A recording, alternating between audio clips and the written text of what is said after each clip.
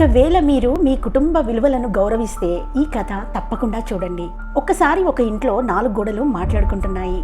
ఈ ఇల్లు మన వల్లే కదా నిలబడింది, మనం లేకపోతే ఈ గోడలే లేవు అని ఆ గోడలు మాట్లాడుకుంటున్నాయి. అది విన్న పైకప్పు, అదేంటి, నేను కదా ముఖ్య కారణం, నేను లేకపోతే కప్పు ఎలా ఉంటుంది, ఈ ఇల్లు ఎలా నిలబడుతుంది అని అంటుంది.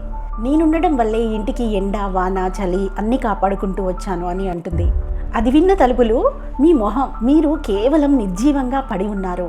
నేను కొన్ని వందల సార్లు మూసుకుంటూ తెరుచుకుంటూ ఈ 4 గోడల మధ్యలోకి రావడానికి దారిని దోహదపరిచాను అని తలుపులు అంటాయి. నేనే ముఖ్యం అంటుంది.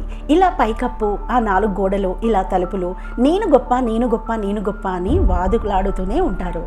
ఇవన్నీ గొడవ పెట్టుకుంటుంటే భూమి కింది నుంచి, ఆగండి, గొడవ పెట్టుకోకండి, నేను కూడా మీలాగే, నేను లేకుంటే గోడలు లేవు, పైకప్పు లేదు, తలుపులు లేవు అని అంటే, నేను లేకుంటే అసలు ఇల్లే ఉండదు అని చెప్పగలను.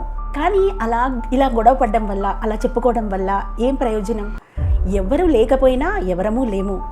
అందరం కలిస్తేనే మంచి ఇల్లులా, మంచి కుటుంబంగా పిలువబడతాం.